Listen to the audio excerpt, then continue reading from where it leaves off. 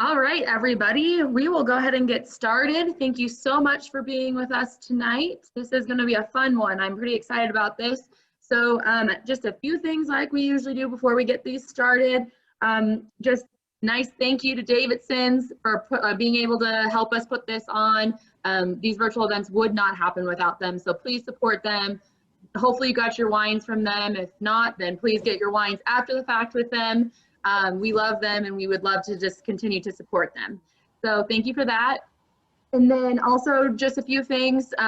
We would love if you could keep yourselves muted just so that we don't have any of the background noise of people cooking and stuff like that as the night is going on. And that way people can hear the presenters. And then if you feel comfortable, please turn on your camera. It's so much easier to talk to a screen with faces than it is to talk to a screen with black boxes. So if you do feel comfortable, please do that. We would appreciate that. And I'm sure you guys are going to have questions. That's totally fine. We will go ahead and just ask that you put them in the chat box, and we will be able to read them and ask the questions to be able to answer those throughout the night. Once again, if you're unmuting yourselves, it's a lot more difficult to hear those questions with all the background noise. So please do that if you don't mind.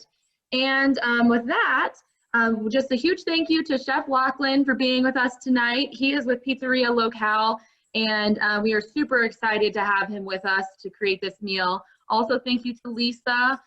She is with Synergy Wines and Scarpetta, so we appreciate her being with us as well. And I'm going to go ahead and send it over to Lisa, and she can get us started. Hey, everybody. Thank you so much for taking the time to join us for this Power Hour, and lots of fun. I'm really privileged to have Lachlan be our guest chef tonight. There I am. I'm like, where am I looking in the right place? But anyway, I just wanted to say thanks so much, Lach, for your time. And we're going to show you a couple canned wines tonight and a couple of the bottles from Scarpetta, which have been in Colorado for quite some time. But I wanted to thank everybody near and wide who's joining in, whether you're here locally or you're far, far away. These wines are in many states and doing quite well. So I just wanted to kind of tell you, I'm the local sales rep here for Davidson's, and thank you so much, Rebecca and Danielle, for kicking butt. And we're going to get things started with kind of like a little surprise cocktail that Lachlan thought it would be appropriate, and talk about the wines that we're featuring tonight, and then we'll get into the food aspect, which is great. So I'm actually just going to drink tonight, and I hope some people are cooking with Lachlan. But these wines are all available at Davidson's if you're here in Denver, and they have a display of things. It's very easy to find and accessible, and then there's an extra discount on top of what they already charge, a coupon that's good for a bit longer. So we can talk about that later. But tonight we're going to be talking about the Scarpetta Frizzante. There's my little friend. And then we're going to roll into the Lambrusco, which is a thing a lot of people maybe have heard of from your grandparents, but it's a thing. It's a real thing. And then we're going to roll into some wine, some Pinot Grigio and some Barbera. So we're covering a bunch of different regions, but without further ado, Lach, do you want to start us off with our surprise cocktail? I do. Excellent. Hey, everybody. So we're here in Boulder. So funny enough, a couple of days ago when I told my wife I had to do this, she told me, "Oh no, it's my sister's birthday, and I'm going to be out of town camping." And I was like, "Ooh, that's a problem." So we were fortunate enough to send the two young kids to their friend's house for dinner, and my 12-year-old daughter is our featured director tonight. So she's going to be doing the filming. Oh, I love that. See that? Cindy, look at Cindy's can set up there. How cool is that?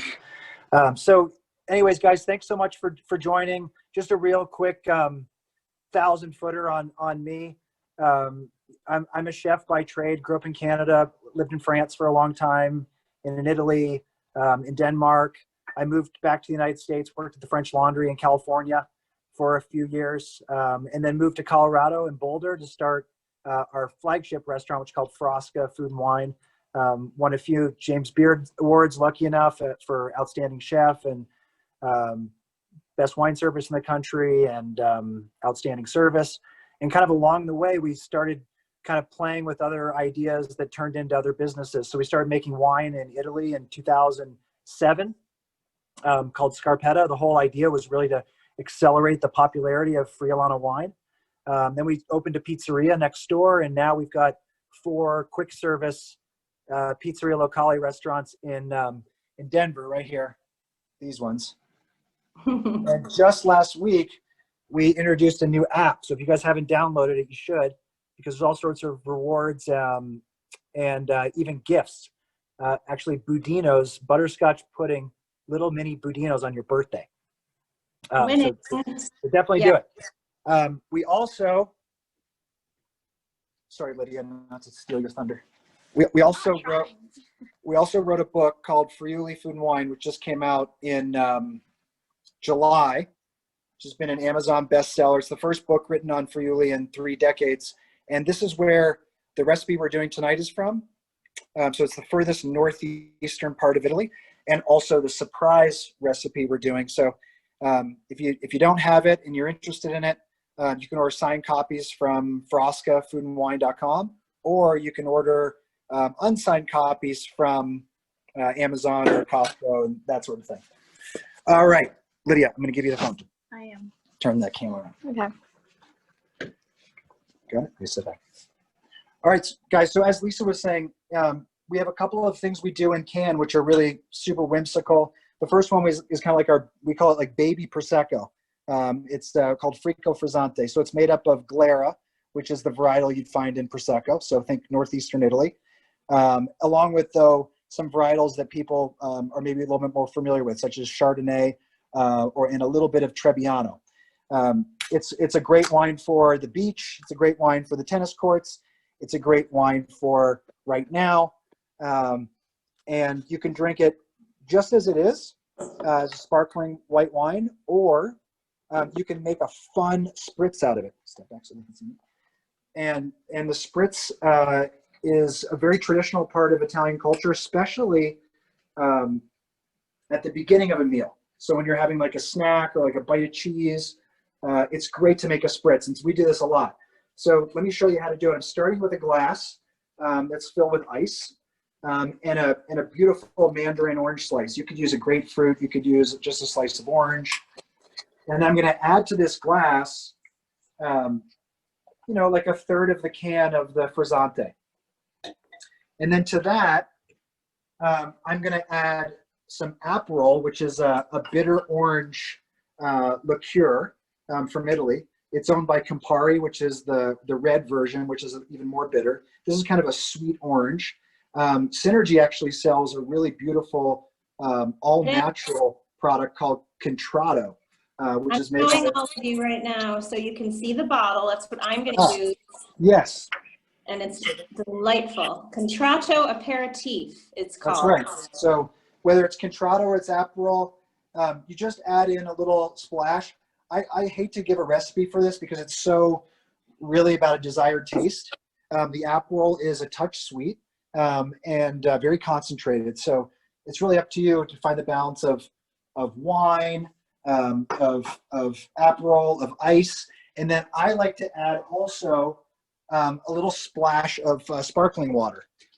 You don't have to, but I like to just on the top. And so then I give it a little swirl. And so good. Your guests will go crazy. It's sweet, but bitter, tangy orange. So refreshing. Basically incredible outside, but honestly in Italy, this is a year-round thing, whether it's snowing out or it's by the beach, sitting outside in cafes, lining like the streets of Milan or Venice. You'll see nothing but orange and red drinks, whether with Campari or Aperol. I think we're bringing this drink to the United States because there's nothing better when you even get done with a run in the winter on the slopes and you just want something refreshing. I can't say enough about the spritz cocktail. It's becoming a thing finally. And think about this for a second. When we opened Frasca in 2004 in Boulder, you couldn't even buy Aperol in the United States. It wasn't even imported. That's how much of a recent phenomenon this has become. And now you see it all over the place. But I remember working with Campari and with Southern to start importing this wine in the United States. So Lisa, if you can even believe that, there was no Aperol in the US and even in 2004. Oh, you're dating yourself. So before we jump to the Lambrusco, I also want to show you kind of a secret little recipe. And, much like Italian food, it's really so simple, right? It's about great ingredients, cooking things really simply. And that's really it. And so there's a recipe, if you believe it, from Friuli, a tradition that's called Frico. And Frico actually inspired the name for this line of wines. We also do a white Bianco, a Rosso, the Lambrusco, and of course this Frizzante, as well as a Rosé. But these are really just cheese crisps. And so this recipe is available in the book. It calls for a cheese called Montasio cheese, which is an aged cow's milk cheese from Friuli, Italy. It's basically similar to Parmesan. So for this thing tonight, this little surprise, I'm going to do it with Parmesan so you guys can see how to do it, because it'll be much easier for you to find than Montasio cheese. So what I do is I start with some fresh Parmesan. This is 36 months. We got it from a cheese shop, but you can get it even from Whole Foods or anywhere. Then a cheese grater. I like to use for this the dimpled side. So you can see that there's like a coarse grater, right? There's the ribbons. Then there's the fine grater. But then there's this thing that's a dimple, and everyone's always, I think, just like, what the heck do you do with this? It like seems to like tear the skin off my knuckles. But this makes a kind of a, as you can see right here on this plate, it makes like a powdery quality, and this is what you want. And so I'm going to show you two ways to do this, which are really fun. One is the more formal way. So right here we have a 6-inch wooden skewer. Right here, you can get these anywhere, right? We have the top of a ball jar. Everyone's got one of those. So with the skewer facing down, so the spike down, so no one gets that in their mouth, you put the ring kind of on top. Almost think of it, this is like a cheese lollipop. And then you sprinkle inside the hole, and you fill one thin layer on the top. And it just slightly covers the skewer. You don't want to make it too thick because then it won't cook well.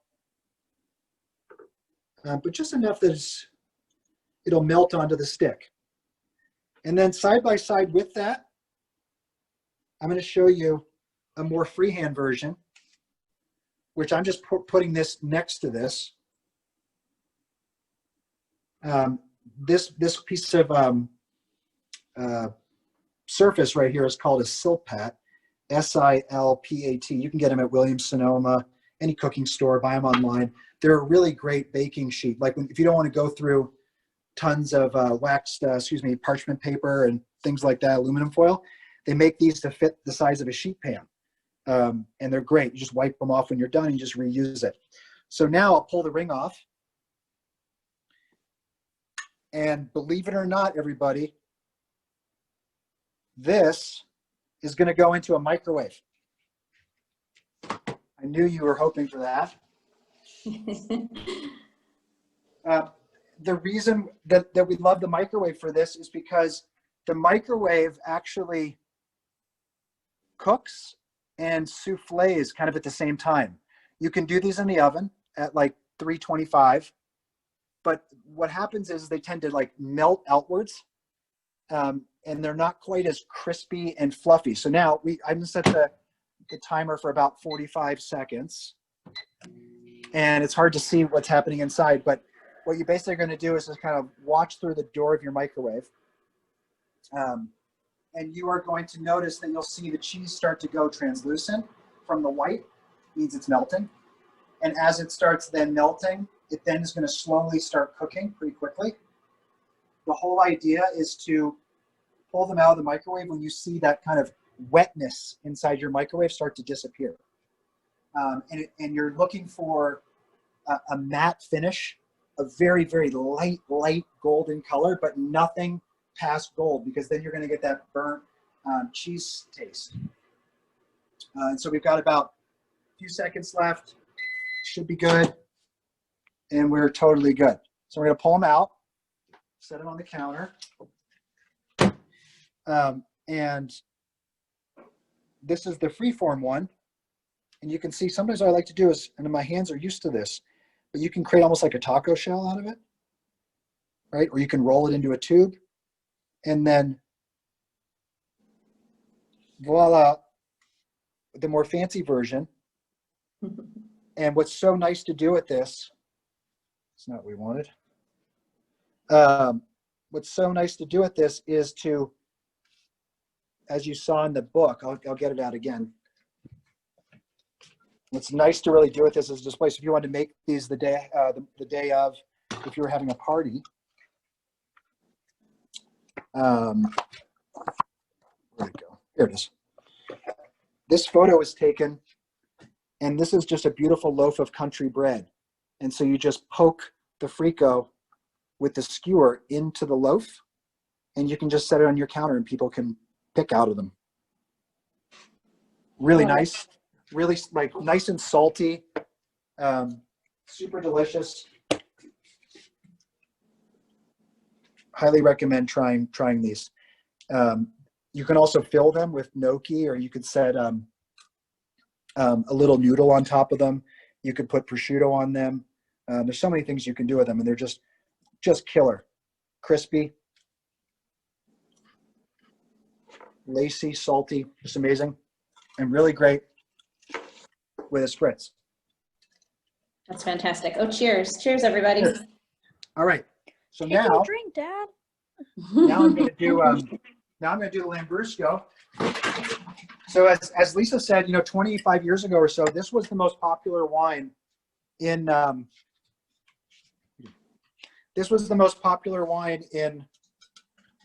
United States. And in fact, there's still, you see them on the side of the road in Italy, huge manufacturers that you just make this in like jugs and you name it. But what it is it's from the central part of Italy, from this area called Emilia Romagna. And there's typically 5 different grapes that go into making Lambrusco. And so it's a light, effervescent, semi-sparkling red wine. Really beautiful with prosciutto and cheese. And what's crazy is it was so abused here in the US, it became so sweet and cloying that you could just barely handle just like one sip. And so what we wanted to do was we wanted to make this in a can as a single serve, or something you could share with someone, and do the off-dry version. And what I mean by that is something that was a little lower in residual sugar, so that it had great freshness to balance out just that tart quality, which is a touch of residual sugar. And so this is a wine, we just love this wine. In fact, with pizza or with like ribs or with a burger, I mean, this is such a great combo. It'll freak your friends out because they're so not used to drinking, but just get a light chill on it. Just smells like pomegranate and berries. Funny enough, you can actually use this wine too as a spritz.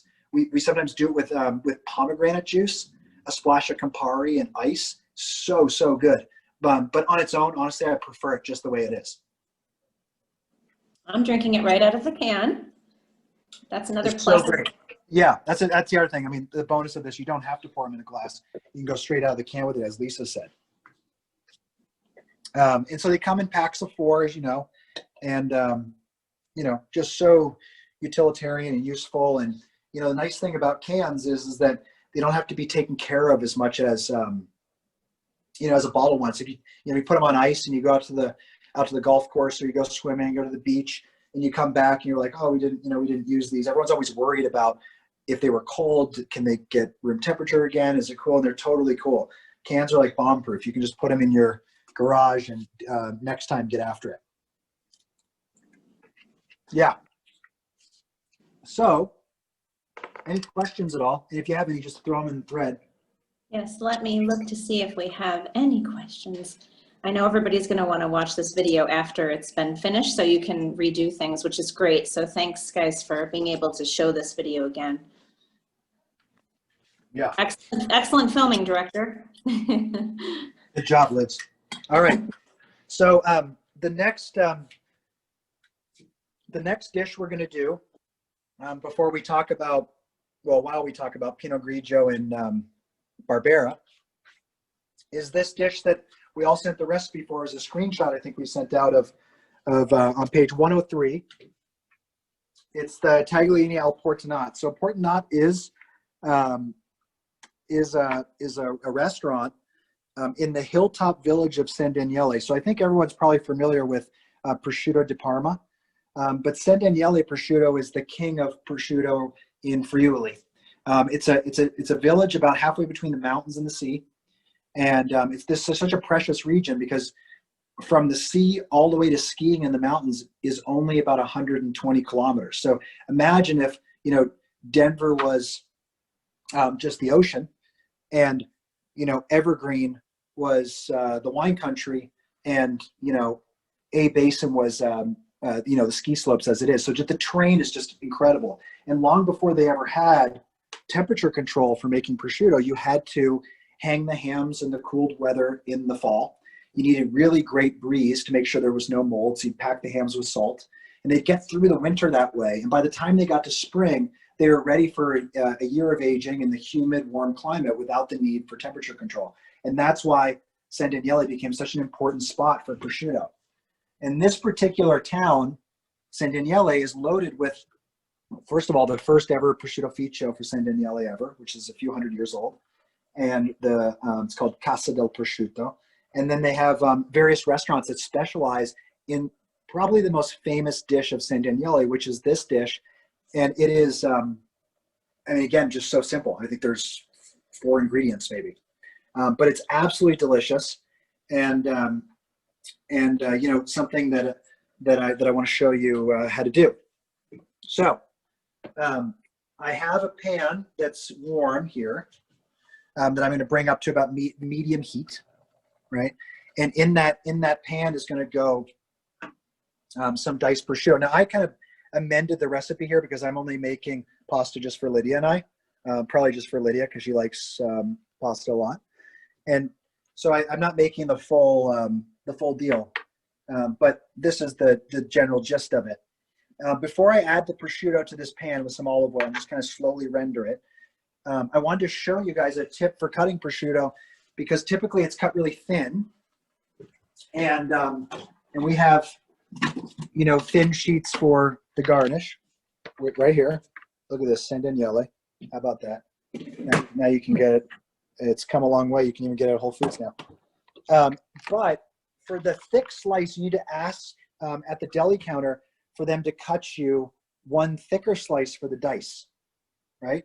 And what you want to do is you want to put it in the freezer, for an hour or so, because that way, when you go to cut it, it doesn't just melt all over your cutting board. So you can see how when it's in the freezer, you can see how just like a nice slice is just so easy. This beautiful bar. And then of course, you can then cut it into little cubes. And this is really important because every single one of these little cubes, once it's slowly rendered, is going to perfume the cream. So you can't cheat and do it another way. Otherwise you won't get the right result. So before we start rendering the prosciutto, I'm using spaghetti. The recipe calls for a tagliolini, which is often a fresh pasta that's cut thinner than a linguine, but difficult to find. And when I asked our chefs to make me some today, they said no. No.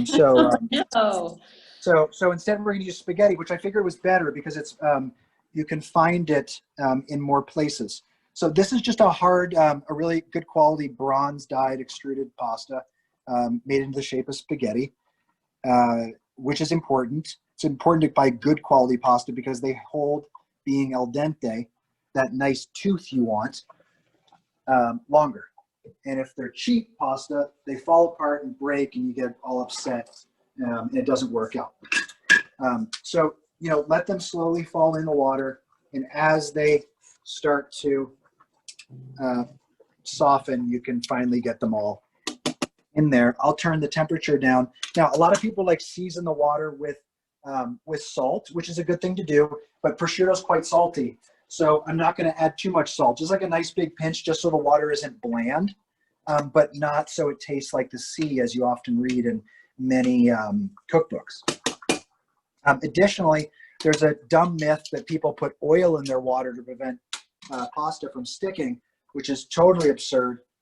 Don't waste any oil in making pasta, because all the oil does is sit on the very top. It doesn't have anything to do with making the pasta taste better. Okay, so a little bit of olive oil in the pan. You can see it's just slightly dancing. We're going to add the prosciutto next. Again, you don't want to cook this till it's like, you know, crispy dark like you would cook bacon. So I'll turn the heat down. If you think it's a little bit too hot, you can also pull the pan up off the heat, adjust the heat down, right? Adjust the heat down, let the heat adjust down, right?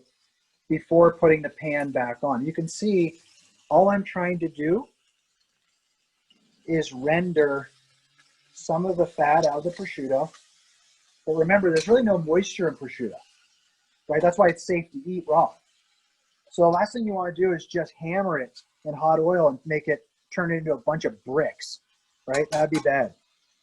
So it's important to just have medium heat, then turn it to low. I'm still have it off the heat here, guys, because I don't want to cook it much harder than this.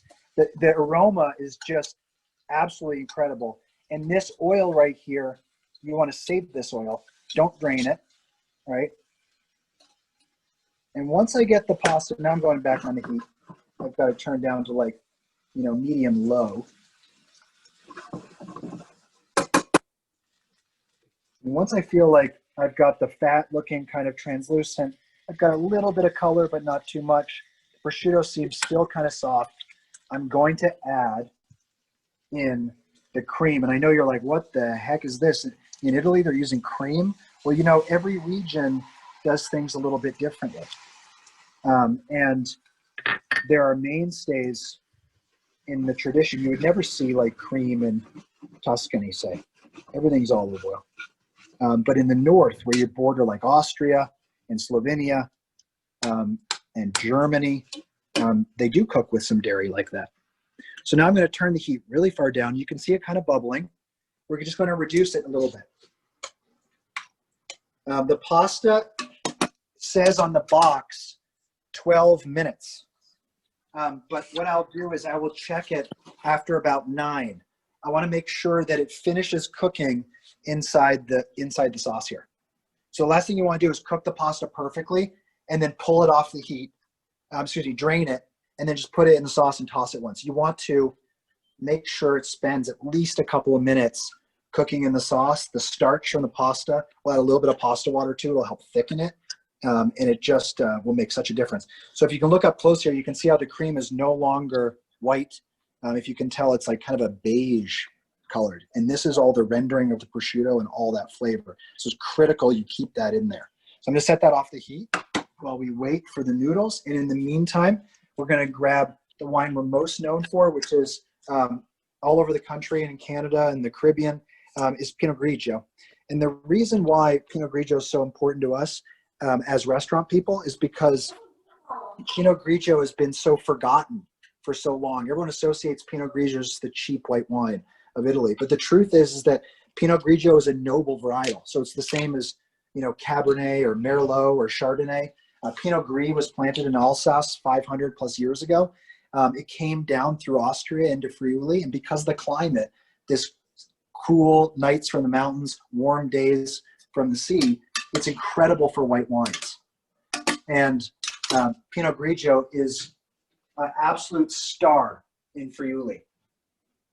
And so, will you talk about just the name of Scarpetta, how you came up with that as well?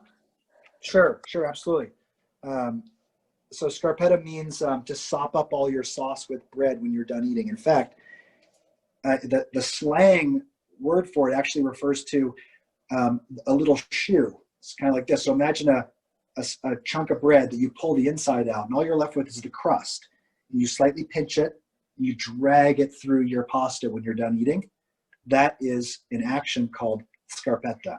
And so as people in love with food and wanted to drink wines that were dry and that were great with food, scarpetta we thought was the ultimate name. And the pig, of course, comes from this homage to San Daniele. And what a better way to enjoy wine than thinking about beautiful prosciutto and sopping up every last bit of sauce. And so we called it scarpetta. So Pinot Grigio this is from 3 different appellations within Friuli. So appellation, think of it as a region. So within Friuli, you have the flat area, the hill area by the sea, and each one of these different areas produce a different characteristic.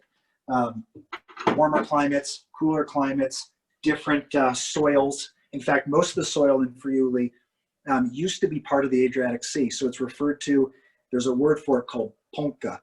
And ponca means basically crushed seabed. And so within the soil is just a ton of old seashells and minerality. And for any of you people who love drinking Chardonnay from Chablis, that northern part of Burgundy, the soil type is actually basically the same. There they refer to it as Kimmeridgian, and in Friuli they refer to this as ponca. And so the wine has this beautiful like seashell and minerality to it that's just, every time I smell this wine, it takes me directly to Friuli. And every time I drink this wine, I'm reminded how great Pinot Grigio can be.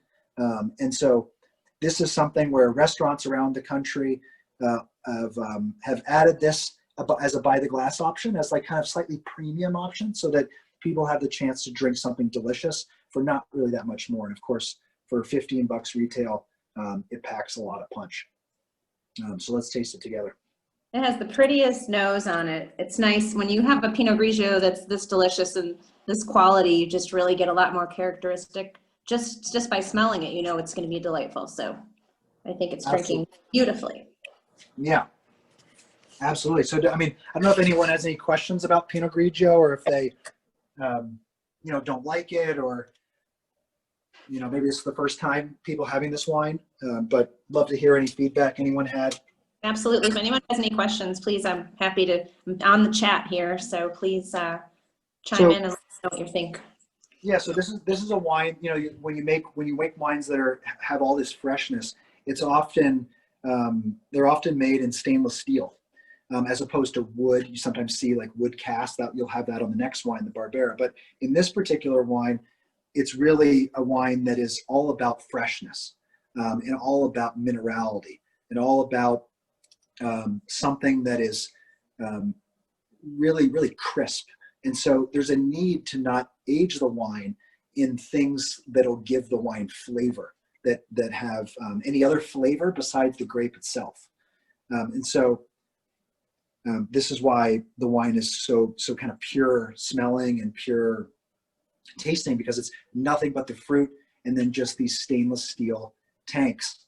And after fermentation, the lees, which are the dried yeast cells, all fall to the bottom. Most often in affordable, if you will, white wines, this is taken away and removed from the wine so that the wine doesn't become maybe funky. But instead, we leave it in the wine, and every month or so, we stir the lees. Think of it as when you make tea leaves. If you have a tea bag, you just dump the bag of tea into the water and stirred it. The tea would get dark pretty quickly because it wasn't wrapped up in that satchel. The same thing happens here with lees. By stirring them, you actually create some texture in the wine, and that also allows the wine to be fresh, to be crisp, but also have kind of this really beautiful richness without flavorings of other things such as wood. Locke, somebody asked what temperature for the cream sauce are you using? Oh, no temperature. So we just added the cream. You can almost see now how it's thickened up now that we pulled it off the heat. No temperature. We just added room. It was just a cool cream from the fridge. And we added it into the pasta, kind of cooked it down by half, and then pulled it off the heat and waited for the pasta to be finished. So I'm going to check the pasta now. Everyone's always so confused with what al dente really means. And it literally just means like tooth. So inside the pasta, when you bite it, the more tooth, the more darkened, almost like powdery white. It's impossible probably to see this, but in the very, very center core, you almost see like a little white speck. The bigger that speck, the more tooth. The smaller the speck, the less tooth. I always like to pull it out with just this drop of a speck, and that's where it is right now. And I'm going to move it, and I'm going to take it out with tongs because I want to bring some of the pasta water with me. So I'm not going to drain it like I would a normal pasta. Can I ask you what the, and for people that don't know what the pasta water, a lot of people just dump it out and other people are like, oh, it's a travesty, you have to keep the water. Tell us what that lends to the dish. Well, so what happens is that all the starch from the pasta ends up in the water. So you can see how the water now is no longer totally clear. Well, maybe you can't, but it's very cloudy and milky. And the more high quality the pasta, the more milky and cloudy it will be. And so what we're going to like to do is add, in this case, for this much, a Lydia portion, we're going to add probably 2 scoops of pasta water. If this was for maybe 4 people, I'd probably add 4 or 5. And this way, it's not going to just cook only in the cream. It's going to get a chance to get reheated a little bit in some of its pasta water. And then basically by the time I'm back to that reduction that we really liked beforehand, the pasta will be ready. So now I'm going to turn the heat up. Now this is something that's important to do, but you don't want to do it until the pasta's in it.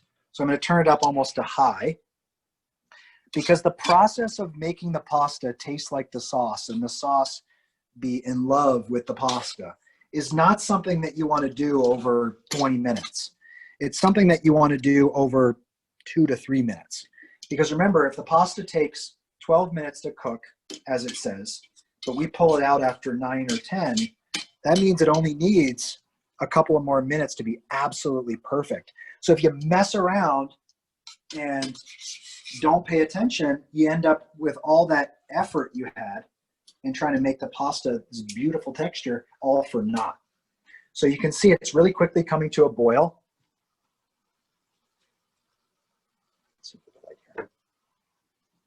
I can smell it from here. Let's get back so the steam doesn't hit. Yeah, and you can see how now it's starting to really come together. I'm going to keep cooking it. The bubbles are getting bigger. Anytime you cook fat, the bubbles go from really small to start getting really wide. And right before it breaks, meaning it separates, they become small again.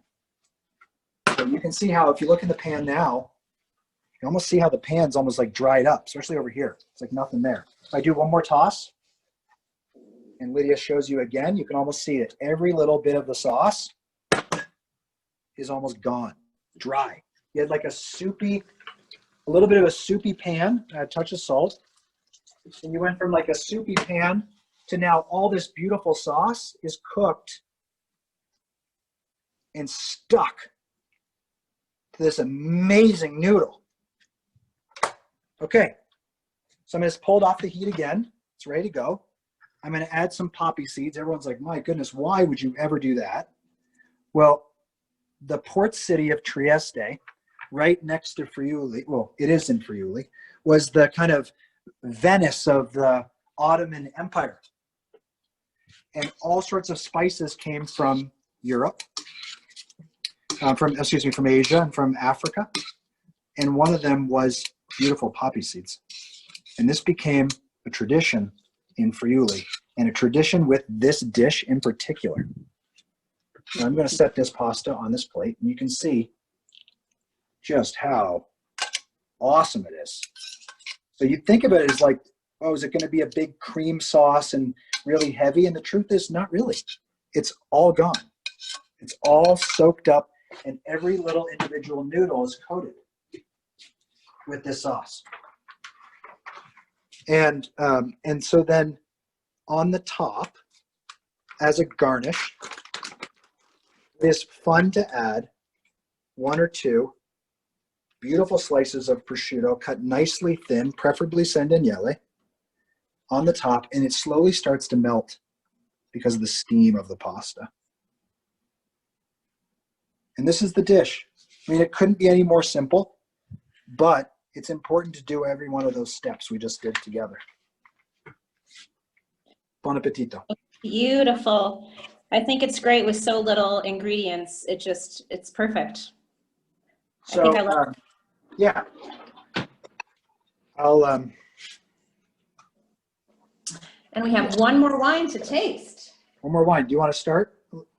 Yeah, so I have to say that I had the pleasure of going to Piedmont for the first time this a year ago, which is hard to believe it was a year ago, but I fell in love with Piedmont many years ago before I even was there. So I'm so thrilled to know that you guys produce a beautiful Barbera from Monferrato, which is really, I guess, the hallmark area, the perfect soil for growing this grape of Barbera. So we're leaving Friuli in the far north and heading over to Piedmont. For those of you that haven't been there, it's near the city of Torino where the Olympics were. And this is just, I can't say enough about Barbera. It makes your mouth water. It's just beautifully like sexy, silky red wine. So you can talk about the winemaker a little bit, Lach, maybe, and Yeah, I'll taste it. absolutely. So Lisa nailed it. Like, you know, we started making Barbera with the most famous winemaker in Monferrato. His name is Fabrizio Iuli. He has a number of different high altitude vineyards. And in this particular area, this is the birthplace of Barbera. And the reason why, funny enough, it became the birthplace is because Barbera is, as Lisa mentioned, is from Piedmont, but the king of wines in Piedmont is Nebbiolo. And so everyone thinks of wines like Barolo and Barbaresco, and those are the king of wines. And so they take a long time to ripen. And they need to be put in the coolest sites and the best sites. And what they found was that Barbera, which ripens so early, often 6 weeks before Nebbiolo sometimes, they realized that a lot of Piedmont could become really hot. And so there just is amazing to think, I always say this when I'm talking to people about this wine, it's amazing to think like 500 years ago, long before you were like doing all the incredible analysis that happens now to fruit in a lab, that they just thought to say, you know what, why don't we just plant most of this up in the northern part of the province and put it on a sandy soil so it has a harder time ripening, just to kind of try to stress it out a little bit. Nowadays, there's a geeky wine term for that called low vigor soil, but it ends up making a wine that takes longer to ripen, really, really elegant, as Lisa mentioned, and low in tannins. High in acidity. And we always thought, like, if there was one gateway red wine drug for the American public to really start getting into drinking Italian red wines, it was Barbera, because it left no grip in your mouth, no dryness in your mouth, no fighting with tannins. And it was just such a pleasure to drink. And so this is 2018. This wine is basically what we do is we take half of the wine and we put the wine in large wood that's about maybe the size of like 6 front doors to a house. So like not small wood, so it's really marked by wood and has like the kind of sweetened up, really woody flavors and vanilla and all this kind of makeup that you might be used to at times, but just something that gave it nice cuddly like elegance. And then we put the rest of it in cement vats. And cement is kind of a lot like what we talked about with Pinot Grigio with the stainless steel. But cement, unlike stainless steel, allows the wine to breathe. So cement is what's referred to as oxidative, because it can breathe, you can have oxygen, but a clean way of making wines that get oxidation. So just like wood breathes and you have the wine develop over time and age, cement will do the same. Whereas stainless steel, no air is getting in. It's what's referred to as a reductive environment. Really great for capturing the floral and freshness in Pinot Grigio, but maybe less great for red wines that need to breathe a bit more. And so it's this combination and this kind of history that produces wine of such elegance, I think. It's such an easy drinking, and it's almost like some people say Barbera is like an entry tier grape, but really, I think it's such a go-to. It's so easy, and it's still very elegant, but it's still, I don't know, I think it's extremely well done. The winemaker is really talented, so I hope everybody likes it that's trying it. And for those who are not, get yourself a bottle of this. You'll be drinking often. And what's your favorite thing to have food-wise with Barbera? You know what's so great with Barbera is all sorts of meats.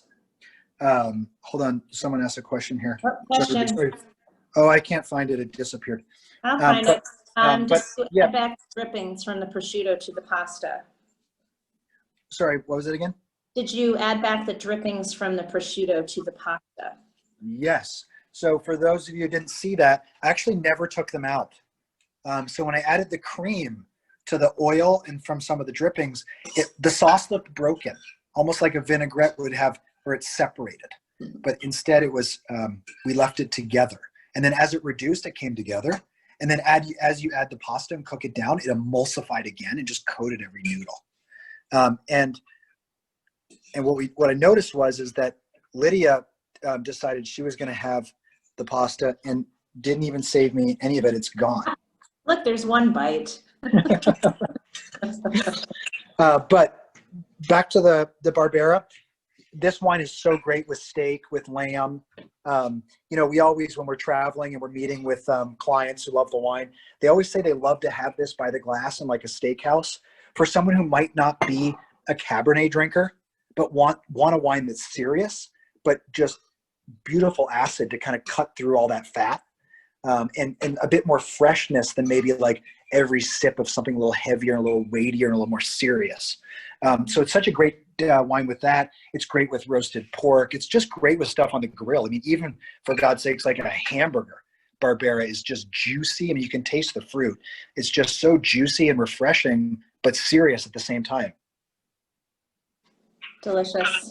Yeah, I'm a fan. I think it's better every year. So for the many years I've been selling this, I'm drinking it a lot. Yeah. So I'm trying to think of other questions. I mean, is this how you eat at home all the time? Is this how it goes? You're just like, oh, I'm going to whip this. I don't know if you're like a mac and cheese. You're like, no, when I'm home, I'm really just having like something I took in from another restaurant. I don't know. But. Well, we actually, funny story today, was the last day of the school week for one of my son's pods because he's not in school because of what we're going through. And so I asked the parents if I could make some lunch for all 6 of the kids. And we made this really beautiful sausage ragu, white ragu, so with broth, and cooked it all down. And it was so good. And our youngest son wanted to join them for lunch, and he sat down, and as soon as I started scooping it, he said, I don't want that. I want mac and cheese. And so it isn't always roses over here. Well, guys, thank you so much for joining. There's more questions. Hang on. Let's make sure we cover them all. Okay. The link to the cookbook. Thank you, Danielle. That was so fun. I enjoy that very much. And I hope everybody's enjoying the wines and learned a little something new today. And I don't know, what's your next project, Lachlan? Cookbook? Well, the next project is we're really spending so much time working on the pizzerias in Denver. It's been such a pleasure to try to change the way people think about and eat fast food pizza. And so much energy is going into that. And so I hope everyone, downloads the Pizzeria Locale app, links the credit card to it. It's a free pizza on us for doing so. And hope to see you down there sometime. Absolutely. Well, this is so much fun. Thanks everybody from far and wide from joining in, and I hope you had fun. I think there was one more question that came up, but I couldn't see it all. Let's see. I think there was some yums. There's some delicious. How do I prepare pasta that won't cause me to gain a ton of weight when I eat all of it? Yeah, just eat less. Just eat less of it. Eat less of it. You can eat it a lot, but eat a smaller portion. Not the American portion. But yeah, and if anybody, when we're allowed to travel again, Italy's where it's at for sure. I hope that all of you can go and enjoy. So thanks, Lydia. You did Yeah. such a good job. And Thank you guys. Thank you guys. yeah, thanks everybody that's involved, and Dana and Rebecca out there, and all our friends at Davidson's, past and future. Loved you all. Thanks, guys. Thank you, Bye. everybody. Bye. We appreciate everybody being with us tonight. Thank you, Lisa. Thank you, Lachlan. Thank you for Davidson's. And I hope you guys all enjoyed the food. And if you haven't cooked it yet, I will definitely send a video so you guys can go back and watch it so you know how to cook it. But we hope you enjoyed this. And if you enjoyed doing something like this with the food and wine pairing, let me know. And we can try to get some more fun things like this as well added into our series. So thank you again for being here. And we hope to see you guys all at some of our future virtual events. Have a great night, everybody. Bye, everybody. Bye. Bye-bye. Thank you. Bye-bye. Bye, Lisa. Bye, Locke. Thank you. Bye, Bye. Lydia. Bye.